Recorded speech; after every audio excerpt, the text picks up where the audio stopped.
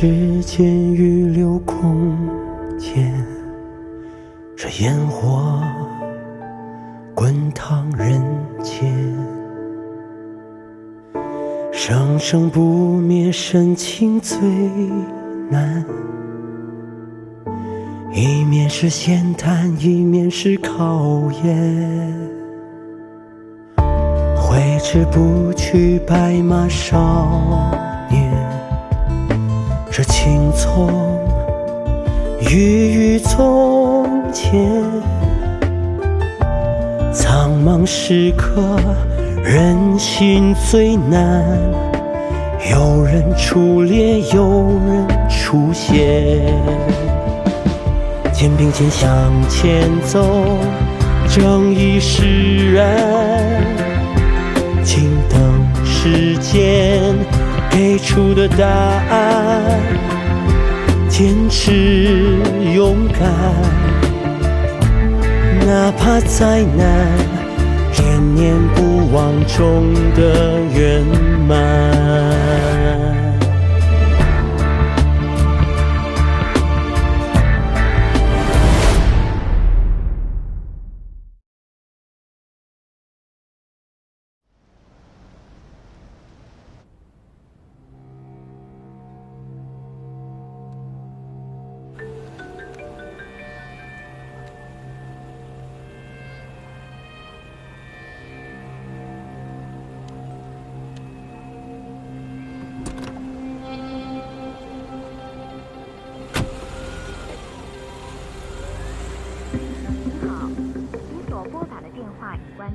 Sorry, the subscriber is dialed is power off.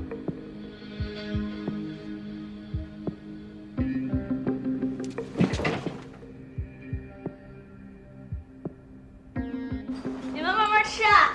谢谢，你辛苦了啊，辛苦了。谢谢。来，请允许我先以水代水，敬大家一杯。我呢，来执行局的时间不长，但是惹的麻烦不少。我先给大家道个歉，尤其是楚庭长，我得真诚地跟你说一声对不起。都在水里了，我先干为敬。齐法官，你先别喝，坐下。啊，干啥？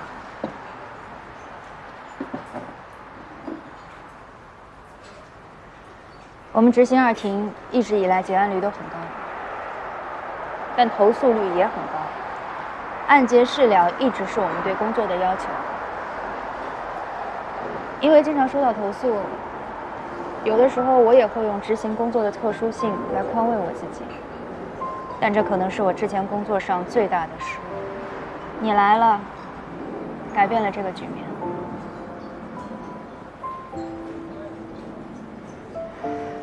我现在想说的是，执行局有史以来，被执行人和申请人联合起来送锦旗，这是第一次。齐法官让我们见识到了什么是有原则、有温度的执法。这不仅扩大了案结事了的内涵，还融洽了我们和群众之间的关系。齐法官，你给我上了一课。我希望从今以后，我们执行二庭的每一个人都要向齐法官学习。所以今天的第一杯，我们一起敬齐法官。哎，别，楚庭长，不至于，你这么一说，我都不会了。来，我们以水代水，敬齐法官。我们先干为敬。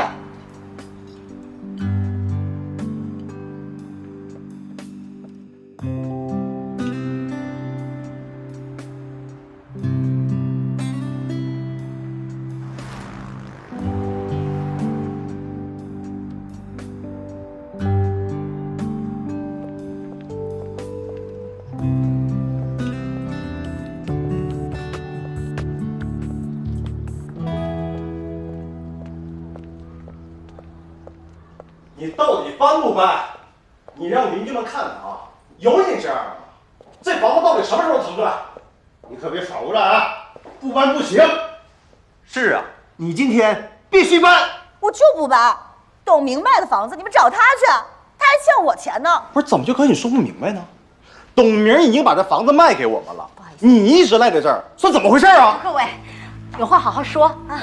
姐，你怎么来了？兰兰，这怎么回事啊？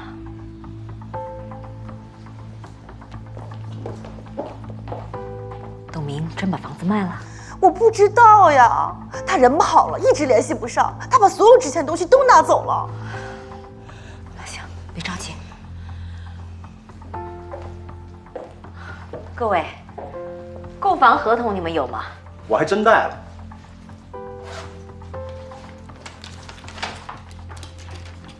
复印件。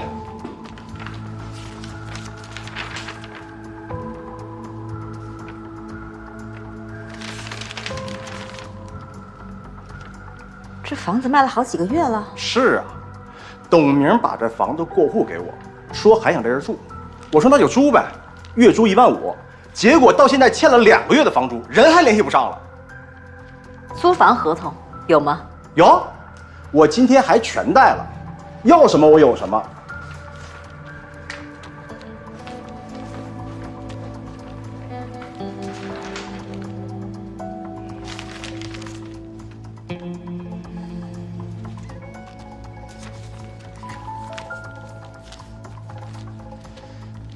这位先生，这租房合同上写的是租2年，押1付3，这才过了半年。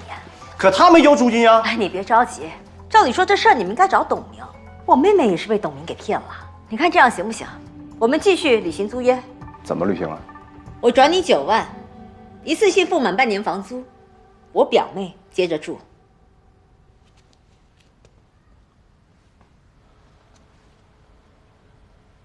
行。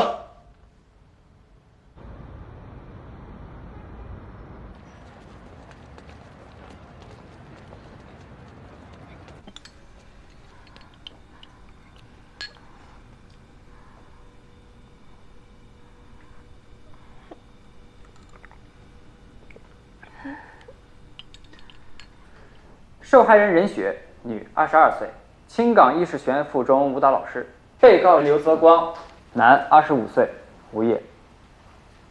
4月10日凌晨3点，被告刘泽光驾驶玛莎拉蒂牌小轿车，因闯红灯将受害人任雪撞伤，导致受害人5级伤残。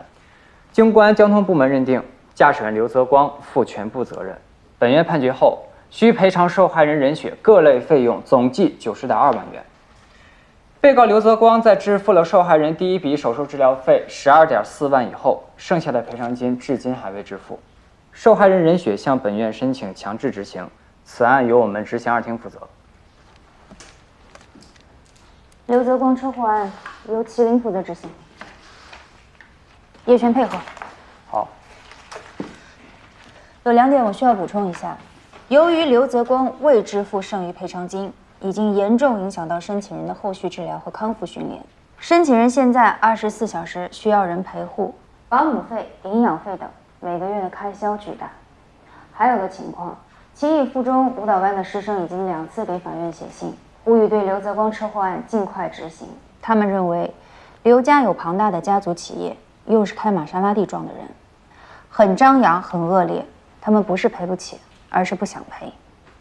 为富不仁，我最讨厌这样的无赖了。你说什么？我坚决要求参加对刘泽光车祸案的执行。你还有其他工作？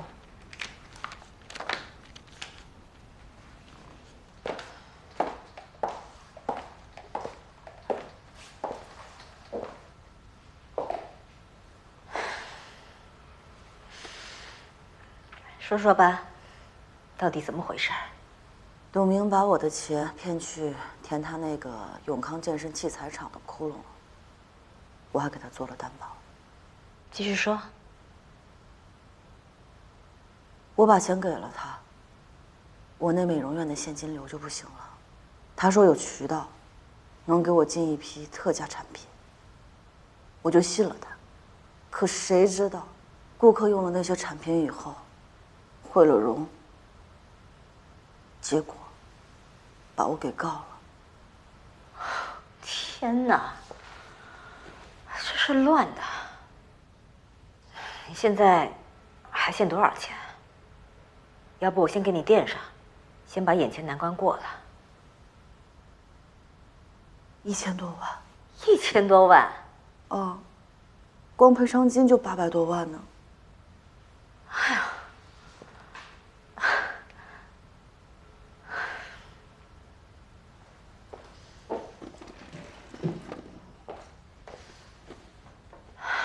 兰兰，你既然帮董明做了担保，那你在承担他债务的同时，也应该承接他的债权呐。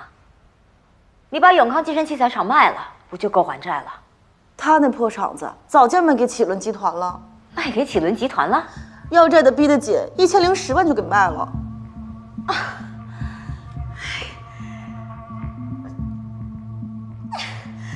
兰兰，你知道吗？这永康健身器材厂现在是全京港仅剩的风水宝地，全地产界都知道这块地有多难买。你们竟然1010万就卖了？以前董明也这么说，结果这不开发2次也没成，到现在地价也没涨啊。那如果这一次开发是真的呢？那就叫命里没有莫强求。他董明啊，就没那发财的命。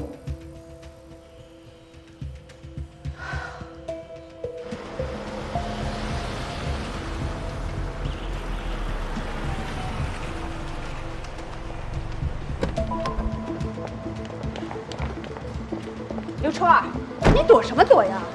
儿子的事你到底管不管？我可告诉你啊，你要是不管，这日子没法过了。你是不是逼着我跟你离婚呢？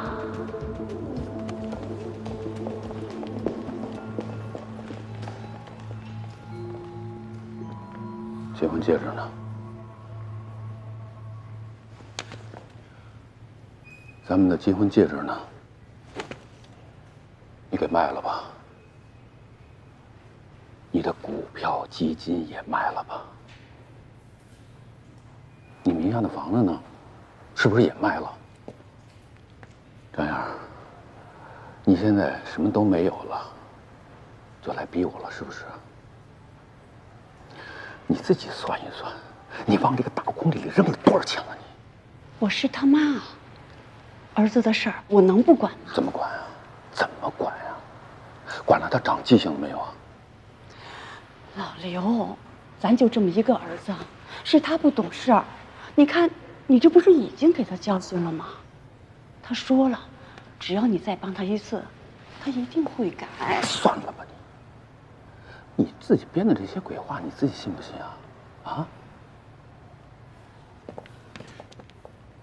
张燕，我告诉你，你儿子的事情我不会管的。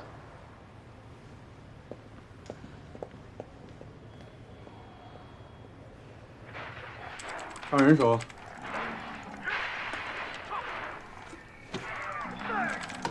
别动啊！给我点经验。哎！啊，小妹。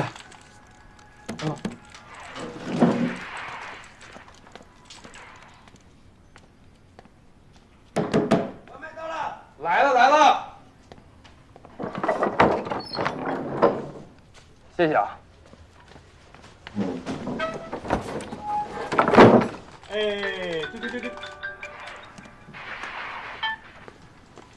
哎，老妈，老家伙怎么说？你爸还是不想管，我还在给他做工作呢。人在哪儿呢？你赶紧过来呀！我不去，他不管我还去个什么劲儿啊？你跟他说，从今往后我就当没他这个爹，我不认他。光哥，要不还是去一趟吧？有你这样。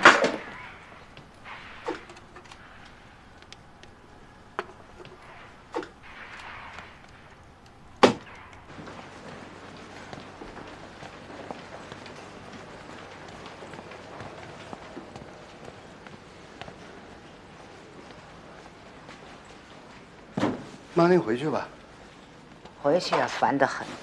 我还是在这陪小雪吧。您都陪4天了，你也不能不睡觉啊。你怕我扛不住啊？我还怕你扛不住呢。你还要上班呢，不能不休息啊。刚才小雪醒了，我问她还疼不疼，她说好多了。孩子懂事儿。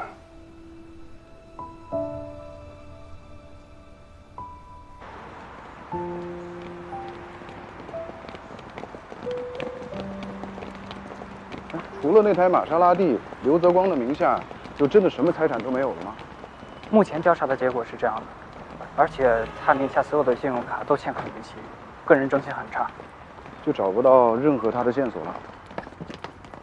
他电话已经停机1个多月了，联系不上。行，我知道了，上车吧。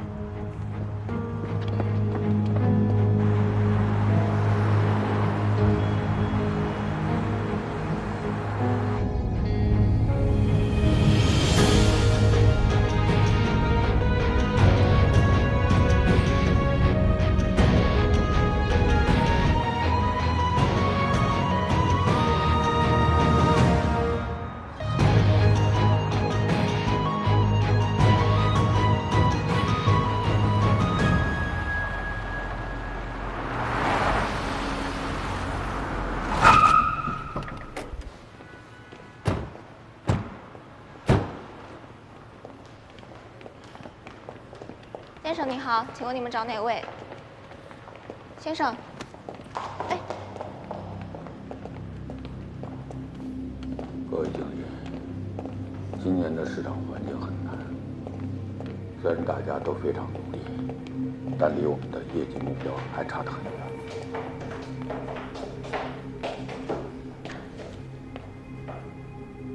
你们找谁呀？刘川，刘总是吧？幸会。没看见我正在开会呢吗？如果有什么事情的话，请到楼下休息室等我。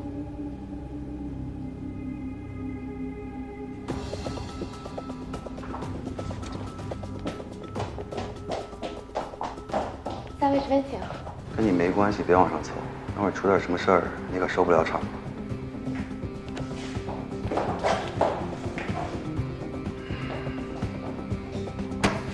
起来。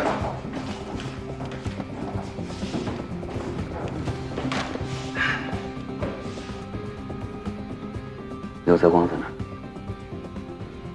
不瞒你说，我也在找他。这亲爹都找不着，不好办呢。那也好，今天你这人多，你当着大家的面给我评评理啊。刘泽光啊，这是刘总的公子。3月份的时候呢，在我这儿借了点钱，说6月份还，到现在是1毛钱也没还，人还失联了。当然了，我是不怕他赖账了，毕竟这川河物流那么大的公司摆在这儿呢，是吧，刘总？刘泽光欠你的钱，你应该去找他呀。这父债子偿，那子债也应该父偿。你要是跟你儿子一样在这跟我耍混蛋，是不是有点太不拿我们当回事儿啊？我们今天既然来了，你今天就必须把这个事儿给我解决。你要是不想解决，你川河物流算办到头了。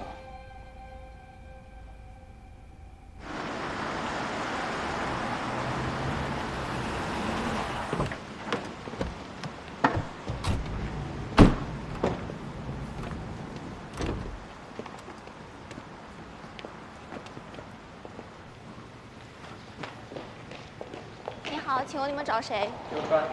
楼上。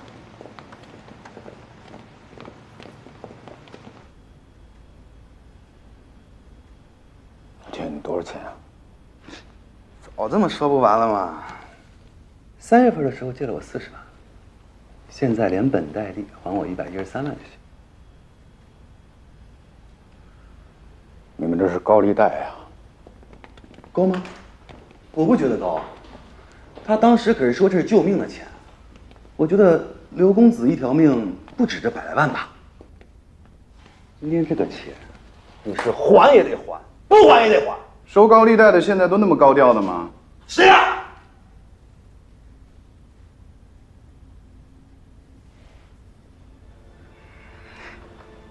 行啊，刘总，法院的都抢呀。记住，跑得了和尚跑不了庙。先不着急走。宇川，我是青冈法院执行局的法官，我叫麒麟。请问你现在需要报警吗？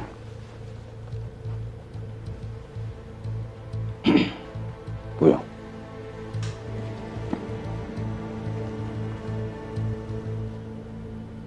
法官，我们现在可以走了吧？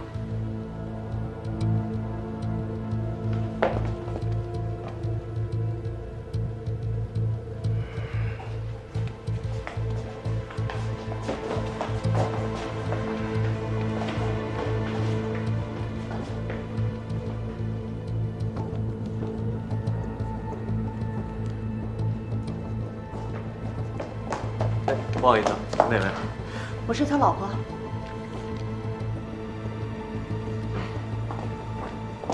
你是刘泽光的母亲？是，我是他母亲。正好，二位都在。刘泽光车祸案的判决，你清楚吗？清楚。但是我不打算替他赔付。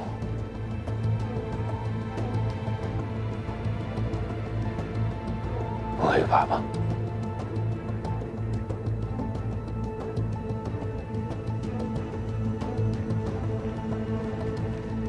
不违法，但是我希望你能够考虑清楚。今天呢，我们过来是跟你沟通的。如果我们查出刘泽光有转移财产的行为，他有可能是要负刑事责任的。我知道。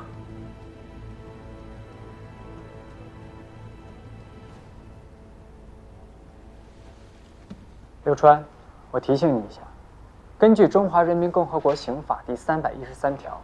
对人民法院的判决裁定有能力执行而拒不执行，情节严重的，处3年以下有期徒刑、拘役或者罚金；情节特别严重的，处3年以上7年以下有期徒刑，并处罚金。老刘，你听见没有？你帮帮小光，你不能眼看着儿子坐牢吧？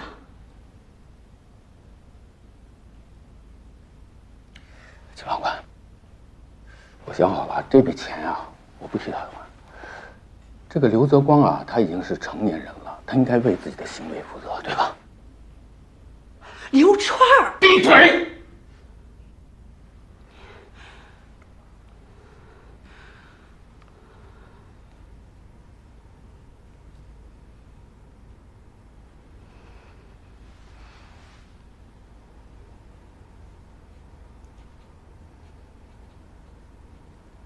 还有一件事啊，刘泽光呢，手机停机了，现在处于失联状态。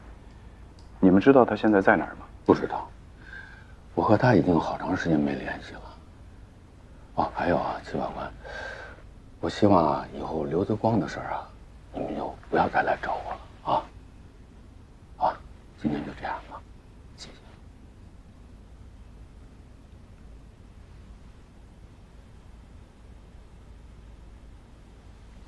打扰了。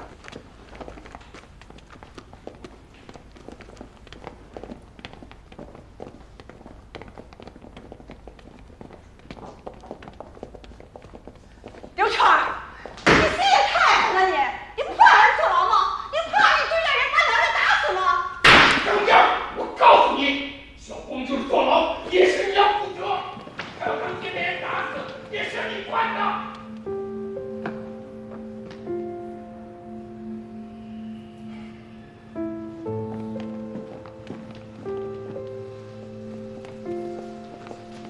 严安阳已经查了刘川和张燕的通话记录。刘川在这3个月里没有和刘泽光有任何联系，但张燕是从1个月前不再和刘泽光通话的。可他近1个月和一个叫孙欣欣的人几乎每天都有电话联系。叮嘱张燕，找到孙欣欣就能找到刘泽光。明白。如果他们年底之前没有什么起色的话，向我汇报。好，明白。那董事会呢？我来解决。你先忙吧。好。沈处长，请坐。董明找不到了，你知道吗？我不知道。陈总，你们到底准备什么时候给工人结工资？他们现在又开始闹事了，政府的压力很大，楚市长因为这个事儿也是大发雷霆。哎呦，你说为了这件事情，让楚市长都发火了，确实是我工作上的重大失误。您放心，昨天我们连夜开会做出了决定。虽然我们都是让这个董明给骗了，但是我们启伦集团一定会担负起社会责任，替政府排忧解难。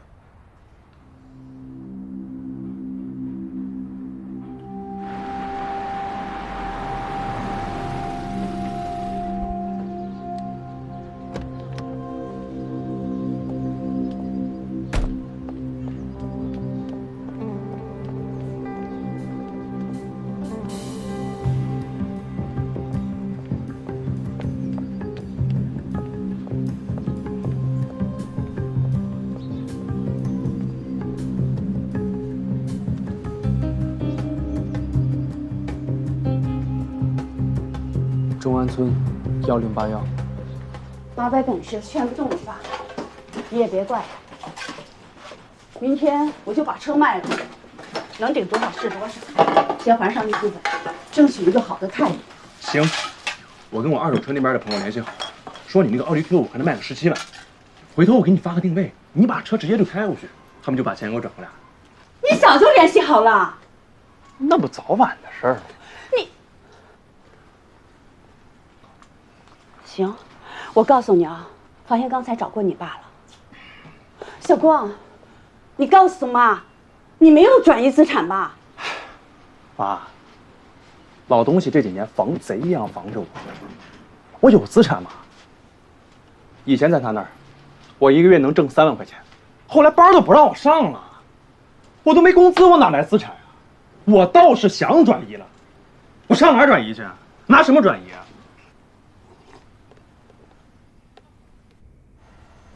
我给你们打了多少次电话了？你们总说能解决，能解决。这么长时间过去了，你倒是解决呀！当时就是怕我们把事情闹大，所以才随口糊弄我们的吧？现在董明也找不着了，我们找你们法院，你们也说没钱，你们让踢皮球，让不让人活了？还钱！还钱！还钱！还钱！还钱！还钱！还钱！还钱！还钱！还钱！安静一下，听我说。哎，都先听我说一句，好不好？啊，还是这样。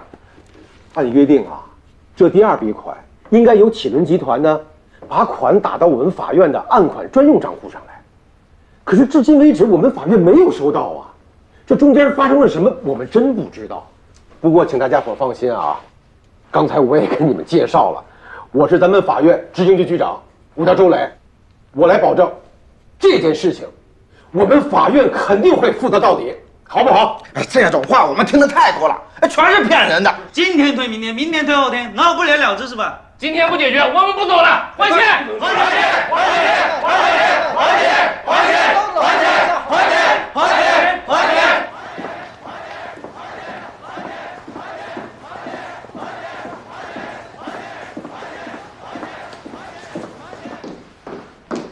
陈总，穆律师，坐，快请坐。陈总，时间紧迫，我就开门见山了。我们法院案款专用账户至今没有收到启伦集团的第2笔款，我想了解一下是什么原因呢？哦，这第2笔款我打给董明了呀。为什么不按照约定把这笔钱打到我们法院案款专用账户呢？董明找我闹了好几次，说他有急用，求我帮帮他，他也确实难，我就答应他了。陈总，既然启伦集团收购了永康健身器材厂，那么当然有义务承担他们所有的债权债务。你们应该妥善解决好工人欠薪的问题。当初我们和董明是谈好了的，永康健身器材厂的所有的债权债务都包含在这1010万的收购总额当中，这在合同当中都是有明确约定。可是董明现在处于失联状态，所以我们才请陈总过来协商。现在讨薪的工人就在第2谈话室闹着呢，我们不想事态扩大。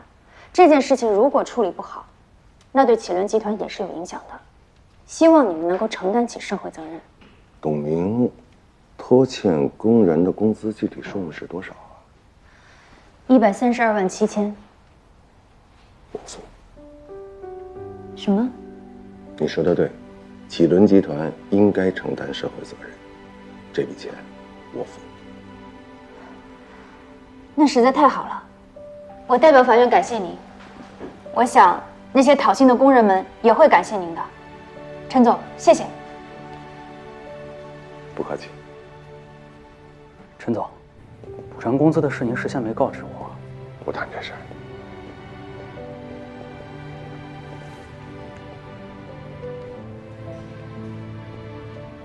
如果董明永远找不到，那这笔钱就有可能追不回来了，相当于您收购永康健身器材厂多花了132万7千。1个小时以后，财务总监会把现金送过来。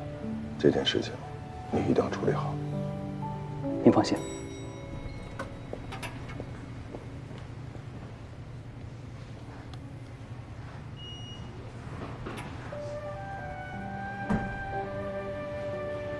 好的，好的，我知道了。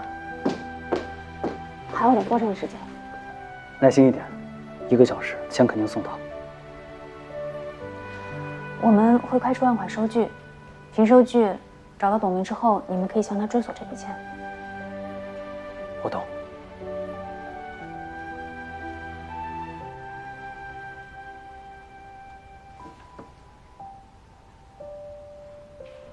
谢谢你。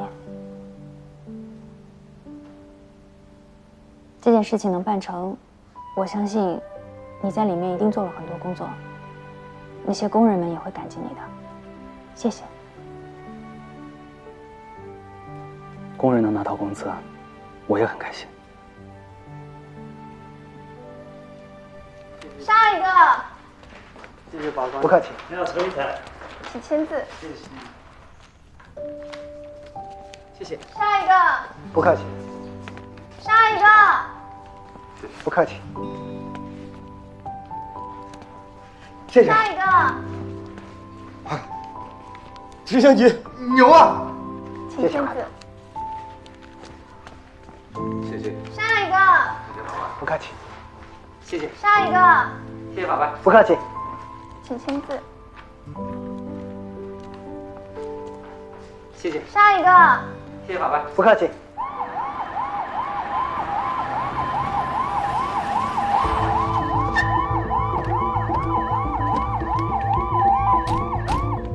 徐法官，怎么样？中安村1081号，张燕进去后就一直没出来，还有那栋房子有前后2个门。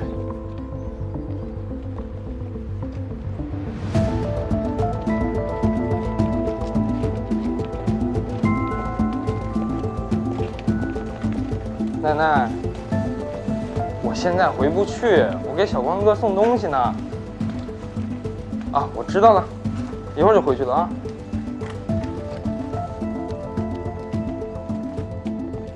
有人在吗？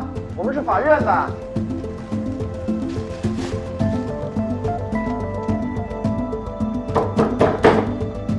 张燕女士，我们是青冈法院执行局的法官，麻烦你开一下门。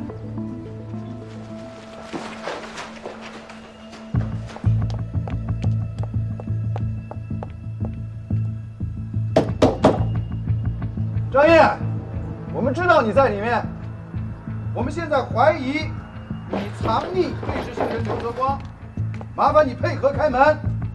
妈，你不会是从我爸那儿劫过来的吧？当然了，你真行啊！早知道我还费什么劲儿啊？我还不如住家里让他们来抓我呢。小点声音。张燕，如果你再不开门，我们就要强行破门了。我知道你们是谁呀，我才不会开门呢。我儿子不在，我告诉你们，你们再敲门，我就报警。妈，你先顶上啊！你干什么去？我跑。别动！去哪儿啊？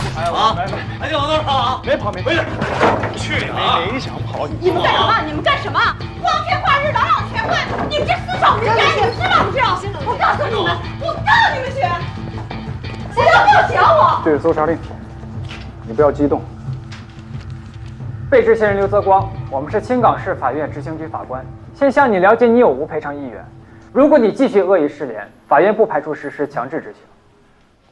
法官啊，我不是恶意失联，我是有抑郁症。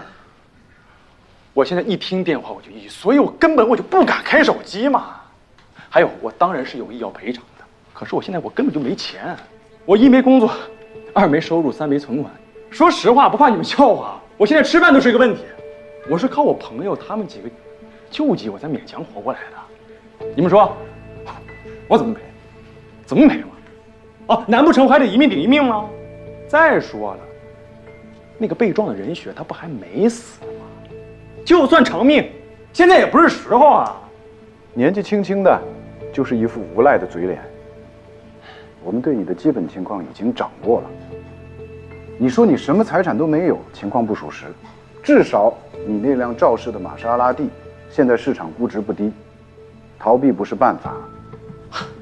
您不说这事儿我还忘了，没了，车没了，玛莎拉蒂没了。别乱动！我没乱动，我拿东西。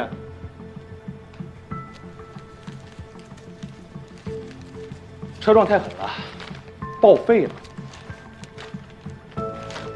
这是报废单。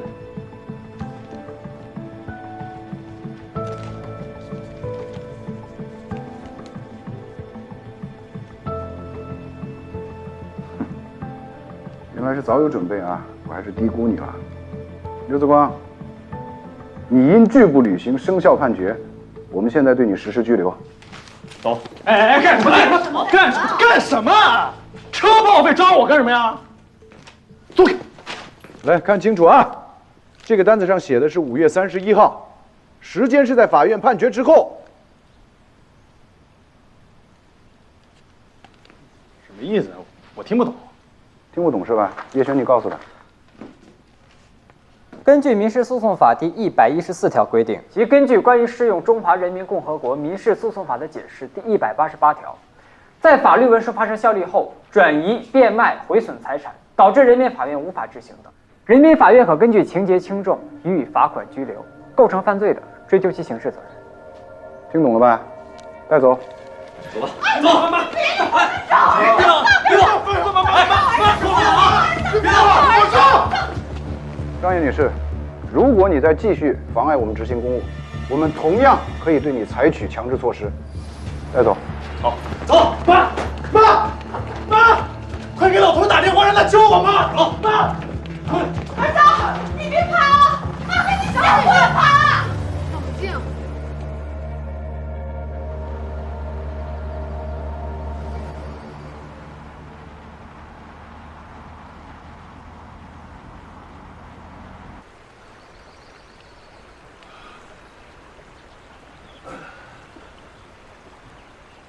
我们已经全额付款买下了永康，这额外支付的132万7的工资款，怎么入账啊？这是财务总监的事儿。你想跟我说这130多万不该花是吧？做企业不是办慈善，这话是您教我的。对，做企业就是要讲求利益。那你想过没有？我为什么要去支付永康脱线工人的工资啊？那是给沈四方面子。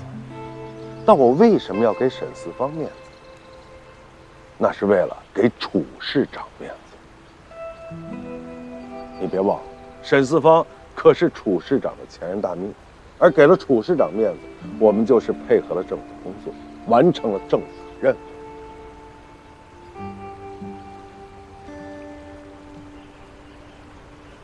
这晨光广场没有政府支持成吗？那你现在告诉我，这132万7花的值吗？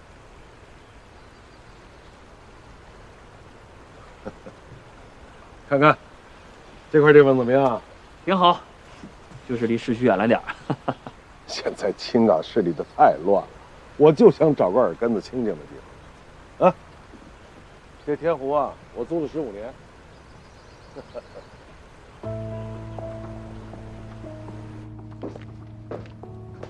接着说。刘泽光在川河物流上班的时候就是个闲职，张燕说是为了把他放在他爸眼皮子底下，好看着他，才安排他去上班的。但不到半年时间，他就被开除了。刘川开除刘泽光，老子开除儿子。据传闻，是因为刘泽光总是在上班的时间打游戏，影响不好，所以刘川才开除了他。那其他的情况呢？这几年刘泽光的账户每年都会有几百万的进账。我们通过反向查询了解到，从2018年开始，张燕每年都会卖一套房子，钱全部转给刘泽光。一套房子好几百万，他一年能花了这么多钱？所以我认为这是第一个疑点。刘泽光一年要花出去几百万，照常理说，至少他会留下手表、钻石、名车或者其他的奢侈品。可是我们查过之后发现，他什么都没有留下，这不正常。你是不是怀疑他？我第一时间就对他进行了尿检，阴性，他没有吸毒，而且我联系过公安机关，他也没有吸毒史。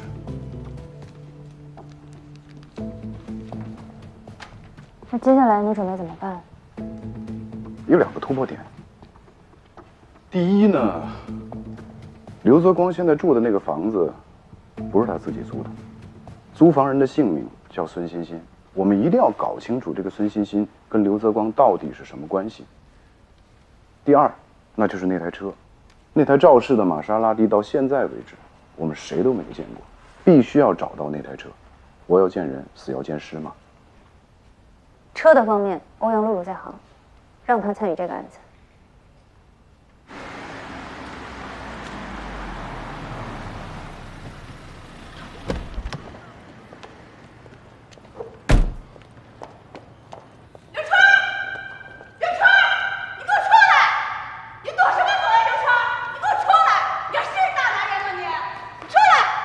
张总，您别急，什么事儿啊？什么事儿啊？我找刘川，刘川，你给我出来！你电话关机，人不回家，你还是不是男人呢？你玩消失是不是呀？你儿子你还管不管了？你给我出来！张总，这刘总确实不在这儿，他走的时候交代，让您别找他。什么？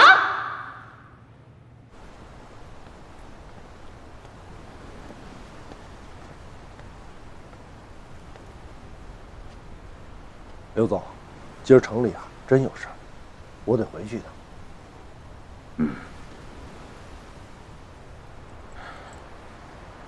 钥匙啊，给你放这儿，你爱住多久住多久。走的时候呢，帮我把门锁上。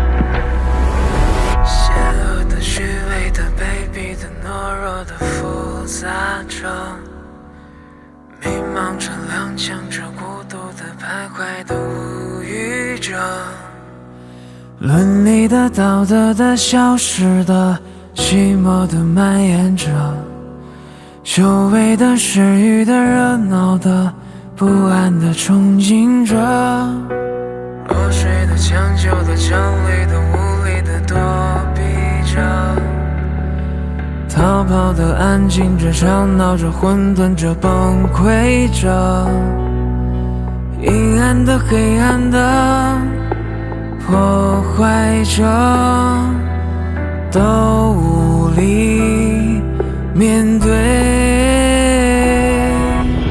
勇敢的、坚定的、坚毅的、守护的人啊，分离的、无谓的、坚韧的，百折不挠，照亮你和我。